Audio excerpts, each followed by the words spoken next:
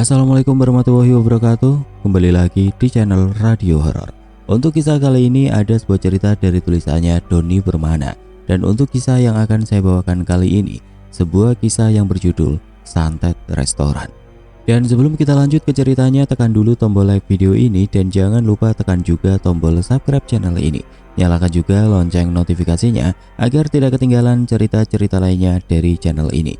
Dan buat teman-teman yang pengen membaca langsung ceritanya, nanti silahkan saja kunjungi linknya yang nanti akan saya sertakan di kolom deskripsi.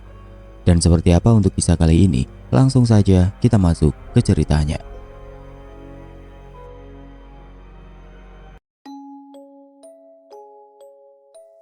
Halo Don, sekarang posisi lagi di mana?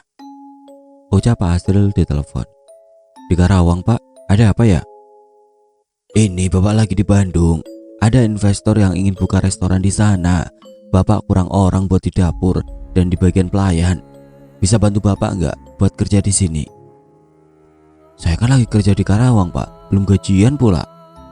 Udah bantuin Bapak aja di sini.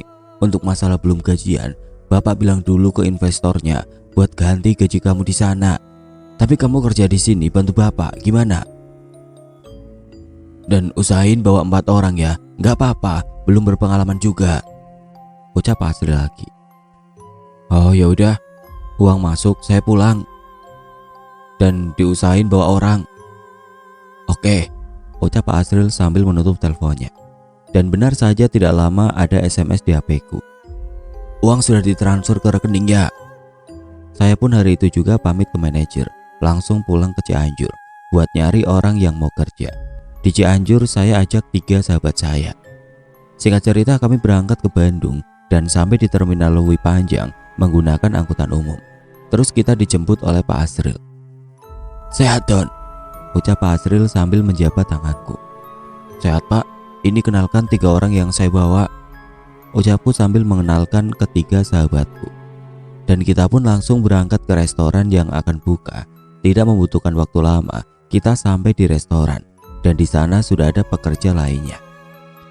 Saat kita sampai di depan parkiran restoran, perasaan saya sudah tidak enak. Seperti ada hawa negatif di tempat ini. Bismillah, ucapku dalam hati pas turun dari mobil sambil menutup mata sejenak. Bangunan restoran yang sangat klasik dengan cat warna kuning untuk menambah kecerahan bangunan. Langsung kita bergabung dengan pekerja lainnya sambil mengenalkan diri. Di hari itu kita langsung bekerja mempersiapkan acara pembukaan restoran keesokan harinya.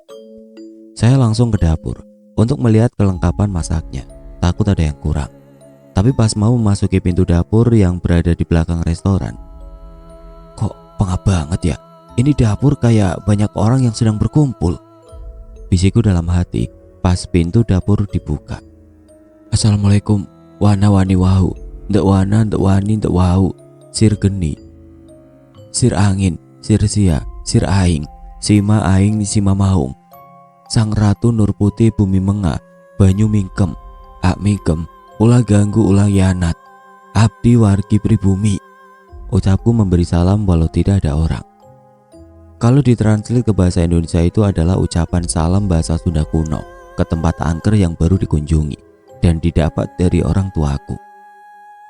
Seketika terdengar suara teriakan, tangisan dan tertawaan. Padahal itu masih siang. Sontak membuat orang yang dengar di ruangan depan nyamperin saya ke dapur untuk melihat. Ada apa Don? Barusan Bapak dengar sesuatu, ucap Pak Asri. Angin kali Pak, salah dengar, ucapku karena tidak ingin memperkeruh keadaan. Soalnya banyak pekerja lainnya yang datang ke dapur dan aku pun mengecek semua perlengkapan masak yang kurang. Pak, ini peralatan yang kurang di dapur. Saya sudah menulisnya. Oh ya, ayo kita beli sekarang. Sekalian beli perlengkapan yang kurang lainnya. Dan langsung kita berdua naik mobil untuk membeli peralatan yang kurang. Di tengah perjalanan saya bertanya, Pak, sudah berapa lama bangunannya kosong? Sepertinya ada hawa negatif. Kurang lebih 5 tahun. Dulunya sama bekas rumah makan, tapi bangkrut. Sekarang baru selesai direnovasi oleh investor, jawab Astri. Udah didoain belum Pak? Ngundang warga buat syukuran sebelum kita buka? Belum. Rencananya ngundang anak yatim di salah satu panti asuhan besok. Pantesan saja Pak, kalau gitu mah. Udah, kita optimis saja. Kita pasti sukses jalanin restorannya, ucap Asri. Dan kita pun membeli perlengkapan yang kurang, terus balik lagi ke restoran setelah semuanya dibeli. Jam menunjukkan jam 7 malam saat sampai di restoran lagi. Pak, kita tidurnya di mana? Masa di sini? Oh, itu di lantai 2 sudah disediakan kamar kosong. Maaf Bapak lupa, kalian berempat tidur di sana. Cuma kamarnya belum dibersihkan dan lampunya masih mati. Ini, bawa lampunya. Tadi bawa juga sudah beli. Sahabatku yang ikut kerja, Rana, Angga, Yusuf. Langsung kita menuju kamar di lantai 2 dan pas pintu kamar dibuka, ada satu sosok hitam di pojok kamar yang terlihat karena tersinari lampu luar kamar. Sosok itu terbang keluar kamar menjadi asap hitam. Aduh, bakal seru nih Don, ucap Rana. Ingat Rana, dia salah satu aktor di Liung Lutut. Kenapa harus mistis sih? Dia berpergian sama kalian, ucap Angga. Dia juga aktor Liung Lutut. Tadi kayak ada sosok hitam di pojok kamar. Apa saya salah lihat ya? Ucap Yusuf. Itu tadi namanya hantu Sup, ucap Angga yang sok-sokan nakutin Yusuf. Berisik lo gak? Itu ambil kursi di bawah gak buat pasangin lampu yang mati, pinta Rana. Angga pun nurut buat ambil kursi di bawah. Duk duk duk duk. Angga turun ke lantai bawah dan tidak lama balik lagi bawa kursi. Dan cewek yang kerja berapa orang? Tapi kok itu di ruangan bikin jus ada 3 cewek? Hantu itu banyakin doa. Di sini hawanya negatif. Cepet gantian mandi. Kita ngaji Yasin dulu di kamar ya, jawabku setelah kamar dibereskan. Yusuf dan Angga saling tatap menelan ludah. Kok hantu Don? Tanya Yusuf. Cewek yang kerja di sini 2 orang. Terus satu lagi siapa kalau bukan hantu? Jawab Rana. Dan kita pun gantian mandi. Pertama saya dan Rana, terus Angga, terakhir mandi Yusuf. Dan air kerannya kayak darah, tapi tubuh saya nggak berdarah kan? Mandi pakai airnya? Tanya Rana di kamar setelah mandi. Nggak ada bekas darah Ran. Tadi saya bersih saja airnya. Don, airnya kayak comberan, hitam pekat. Saya jadi nggak mandi. Lihat saja ke toilet, ucap Yusuf. Laporan ke kamar. Benar saja pas saya cek airnya hitam pekat kayak air comberan. Dan langsung aku laporkan ke Pak Asril. Pak, airnya... Iya Bapak tahu. Besok pakai air ledeng dulu saja buat masak sama mandinya. Kita beli dulu, jawab Pak Asril. Mungkin tornya kotor kali Pak. Udah lama juga kan gak pernah dibersihin, ucap pekerja yang lain. Iya bener Pak, kotor kali. Besok kalian berdua bersihin dia tornya. Sekarang kalian semua istirahat dulu, pinta Pak Asril. Jam menunjukkan jam 9 malam. Kita berempat pun mulai pengajian dan membaca berbagai sholawat. Terdengar sangat jelas suara tangisan di kamar sebelah, kamar kosong. Hanya ada toren penyimpanan air dari sumur. Suara tangisan tapi kayak yang BAB. Bayangin aja dah, susah nulisnya. Sob, coba lihat di kamar sebelah. Keren lu pastinya. Apaan sih lu gak? Lihat aja sendiri kalau berani. Menakut lu Masuf, ucap Angga sambil keluar kamar. Sok-sokan berani sambil membuka pintu kamar sebelah karena tidak dikunci. Tidak lama Angga balik lagi. Dengan wajah yang sangat pucat pasi, dia langsung duduk di samping Rana tanpa mengucap sepatah kata pun. Lihat apa gak? Kamu suruh pergi, kalau enggak sekarang juga saya pulang ke rumah. Gak jadi kerjanya di sini, ucap Angga terbata-bata. Mental tempe, sok-sokan berani, ucap Rana sambil bangun untuk mengecek kamar sebelah. Krak, suara pintu kamar sebelah dibuka Rana. Don, sini. Terdapat satu sosok pocong berkulit wajah sangat hitam pekat dengan mata merah melotot ke arah kita. Udah tutup lagi pintunya Ran, ucapku ke Rana. Dan pintu kamar ditutup lagi. Kita berdua balik lagi ke kamar. Udah gak ada, lihat saja sendiri, ucap Rana ke Angga. Sekarang kita tidur. Besok pagi kita harus kerja. Besok acara syukuran restoran sama anak yatim. Ran, besok kamu kerja siapin minuman. Dan setelah buka, kamu kerjanya di bagian minuman. Yusuf sama Angga kerja di bagian pelayan ya. Jangan bilang tidak bisa. Nanti saya ajarin sama Pak Asril, ucapku sebelum tidur. Subuh pun tiba. ternyata banyak yang sudah bangun. Setelah selesai sholat subuh, saya pun ke dapur buat masak. Dan saat dicek lagi keran air, airnya putih jernih tidak seperti semalam. Saya masak tidak sendiri, tapi ada satu orang Padang dan satu orang Cipanas yang sudah biasa masak di restoran Padang. Setelah masakan selesai, benar saja datang banyak anak yatim yang telah diundang sebelumnya untuk mendoakan restoran agar diberi kelancaran saat buka besok. Acara pun selesai, kita semua kembali mempersiapkan untuk acara pembukaan besok, terutama tebar brosur, pasang baliho ke berbagai tempat. Singkat cerita, hari pun berganti. Berarti ini adalah hari pertama warung dibuka. Semua sudah siap, masakan sudah siap, dan papan nama bertuliskan tutup di depan pintu dibalikan. Dengan ucapan bismillah, restoran dibuka. Kurang lebih jam 9 pagi. Dan sampai jam 2 siang belum ada yang datang untuk makan di restoran. Tidak lama investor datang bersama para tamu yang dibawanya, mungkin relasinya, keluarga, atau juga mungkin sahabatnya. Cukup banyak. Kita semua langsung sibuk melayani para tamu yang datang. Tidak ada komplainan dari masakan ataupun pelayan dan kebersihan restoran. Puas katanya. Setelah beres makan, investor pun pulang dan para tamu yang dibawa juga pulang. Warung sepi pembeli kembali. Dari pagi sampai jam 3 sore belum ada pembeli yang datang untuk makan. Hujan pun turun sangat deras di sore itu, kurang lebih jam 5 sore. Hingga ada beberapa pengendara motor yang ikut berteduh di depan warung. "Pak, Bu, di dalam saja berteduhnya," ucap Asril. "Oh iya maaf, saya kira nggak ada orang numpang berteduh," ucap salah satu pengendara motor setengah kaget karena ada yang negur. "Gak ada orang gimana? Kalian kan di depan restoran, ini pintunya terbuka lebar dan banyak pelayan di dalam. Terlihat juga dari luar, di dalam banyak orang," ucap Asril. "Oh iya maaf, saya baru sadar," ucap pengendara sambil menggaruk kepalanya karena keheranan. Dan semua yang berteduh pun masuk ke dalam. Ada 10 orang dan semuanya makan di restoran. Sambutan yang sangat hangat oleh para pelayan karena mereka adalah tamu spesial yang ditunggu dari pagi.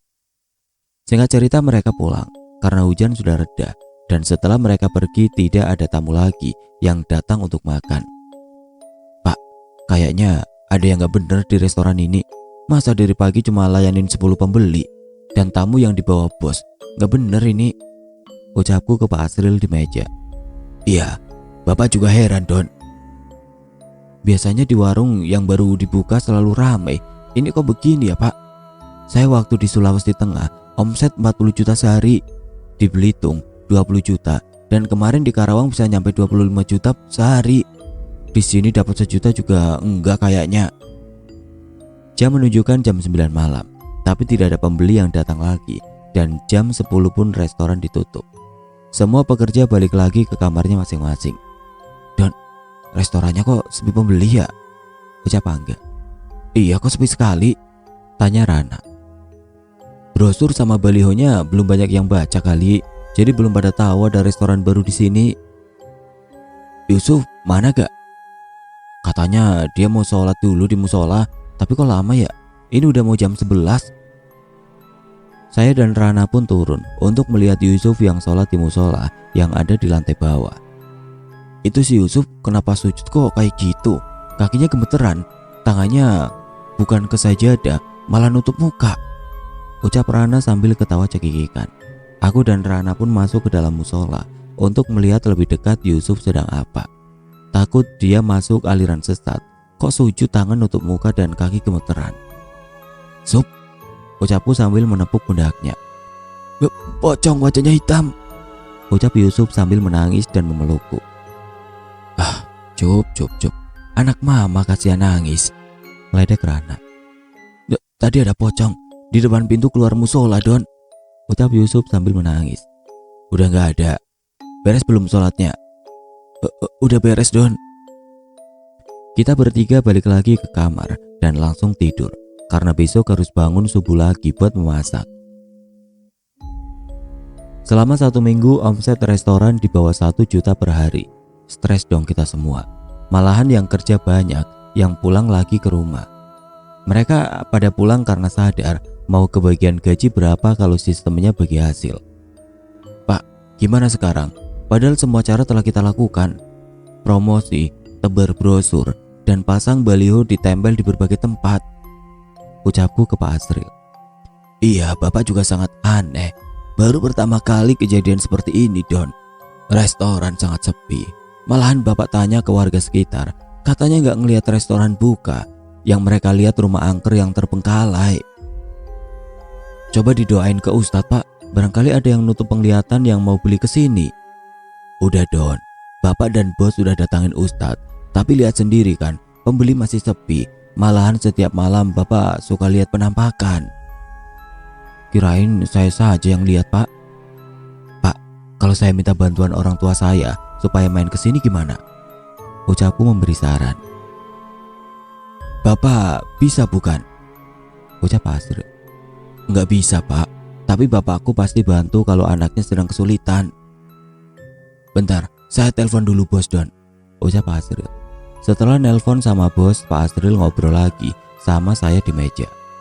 Don, Bapak kamu bahas aja untuk ongkos kesini dan pulang lagi ke rumah ditanggung bos katanya. Oh oke Pak, saya telepon orang tua saya dulu. Ucapku sambil meninggalkan Pak Asril. Jam 10 restoran tutup dan kita balik lagi ke kamar untuk tidur. Ran, besok kamu pulang dulu ke Cianjur. Beritahu bapakku tentang semua yang terjadi di sini. Bilangin bos nyuruh datang ke sini. Ongkosnya besok ambil di kasir. Ucapku ke Rana. Wah bakal rame nih. Ya besok saya pulang dulu ke Cianjur. Tapi nginep dulu semalam di sana ya. Iya Ran, sehari saja di sana. Langsung balik lagi ke sini. Usahain bapakku ikut. Oke siap. Singkat cerita, keesokan harinya Rana pulang dan nginap 1 malam di Cianjur. Terus balik lagi ke Bandung bersama bapakku. Pas turun dari angkot, Rana langsung masuk untuk memberitahu saya dan Pak Asril bahwa bapak ikut ke restoran. Saya dan Pak Asril pun langsung keluar restoran untuk menyuruh bapakku masuk ke dalam karena bapakku masih berdiri di pinggir jalan. Sekarang kalian lihat dari sini. Yang saya lihat bangunan rumah yang berlumut dan banyak rumput liar yang menempel di dinding bangunan terlihat sangat angker. Ini Bapak nggak salah lihat kan Don? Ucap Pak Asril. Berarti dia juga melihat sama seperti yang saya lihat. Ayo masuk ke dalam. Ucap bapakku. Takut saya Pak. Takut sama Allah saja Pak. Kenalkan, nama saya Dadan, bapaknya Doni. Bismillah saja tidak akan terjadi apa-apa. Ucap bapakku sambil mengenalkan diri. Asril, salam kenal Pak. Maaf ganggu waktunya. Bapak jauh-jauh dari Cianjur untuk datang ke sini. Saya datang ke sini karena anak saya dalam kesulitan. Orang tua mana tidak ingin membantu anaknya yang sedang dalam masalah, Pak? Benar, Pak. Kita semua di sini dalam masalah besar. Pantas saja warung sepi, kayak rumah hantu gini. Siapa yang mau beli dan masuk restoran? Ucap Pak Asril. Sudah, tutup mata kalian berdua. Sebelum saya suruh buka, jangan dulu dibuka matanya. Kita berdua menutup mata sejenak dan membuka mata lagi saat disuruh dibuka oleh bapakku. Lah, kok jadi bangunan yang sangat klasik, sangat indah dipandang. Restorannya, Pak. Tidak seperti tadi mirip rumah hantu. Ucap Pak Asril. Ayo ke dalam, makan dulu, istirahat dulu, Pak. Kita bertiga masuk ke dalam restoran. Bapakku istirahat di kamar. Ntar malam saja didoainya. Pas sudah tutup, tidak perlu dijelasin lagi, Pak. Saya istirahat dulu. Ucap bapakku ke Pak Asril. Tepat jam 12 malam, bapakku meminta semua pekerja restoran untuk melakukan doa bersama di ruang tengah. Saat melakukan doa bersama, terdengar sangat jelas betapa banyak jeritan oleh makhluk tanpa wujud. Selesai doa bersama kurang lebih dalam 1 malam, dan kita semua pun kembali ke kamar untuk istirahat. Bapak sama Angga mana Ran? Ucapku menanyakan bapakku yang belum ke kamar. Mau mindahin dulu pocongnya, dipindah ke bambu haur kuning yang dibawa dari rumah. Susah nyari bambu kuningnya, soalnya harus ada 3 baris warna hijau di bambu kuning tersebut. Ucap Rana. Jadi kita nggak ngusir begitu saja. Dia warga asli sini. Pocong spesial itu minta rumah buat tempat tinggal. Tukeran katanya. Dia di bambu, kita di restoran. Jelas Rana lagi. Kamu kok bisa tahu Ran? Itu juga kata Bapak Doni Sob. mungkin kontak batin dulu pas kemarin di Anjur itu sama pocong sama bapak kamu, Don. Jelas Rana. Ya mudah-mudahan doanya diijabah Allah. Besok restoran ramai pembeli. Amin, ucap Yusuf dan Rana. Kita pun tidur, tidak menunggu Angga dan bapakku selesai dengan urusannya, mindahin banyak hantu penunggu restoran. Subuh pun tiba, saya dan semua orang bangun untuk mengerjakan kerjaan masing-masing. Masakan sudah siap jam 8 pagi, dan semua pekerja sudah siap melayani jika ada tamu yang datang. Don, warung bukanya jam 8 lebih 5 menit 30 detik. Sekarang kamu di depan pintu masuk. Jangan dulu dibuka sebelum waktunya pas, ucap bapakku. Aku hanya menurut tanpa banyak bertanya dan menunggu waktu pas sambil melihat jam tangan. Bismillah, ucapku pas buka pintu masuk restoran. Suasana dan udaranya seperti lagi di puncak. Saat ku buka pintunya, hawa yang sangat sejuk dan tenang dengan desiran aura angin positif yang masuk ke dalam restoran. Kekuatan doa yang dikabulkan Tuhan saat itu. Belum 10 menit berselang, pelanggan pertama datang. Dan jam 1 siang, semua masakan sudah ludes terjual.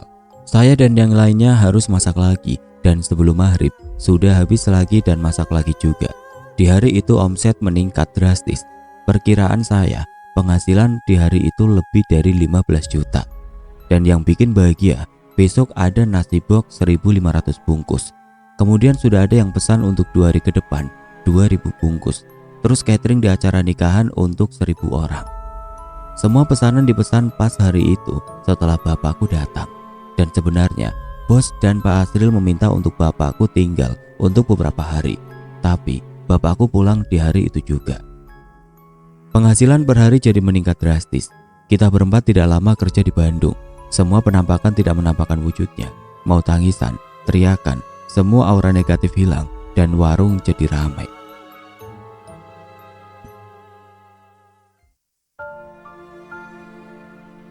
Oke teman-teman, sekian untuk kisah kali ini. Bagaimana menurut kalian tentang kisah ini? Tulis komentar kalian di kolom komentar. Dan buat teman-teman yang baru bergabung, jangan lupa untuk like, komen, share, serta subscribe channel ini. Dan nantikan kisah-kisah horor berikutnya tetap di channel Radio Horor. Wassalamualaikum warahmatullahi wabarakatuh.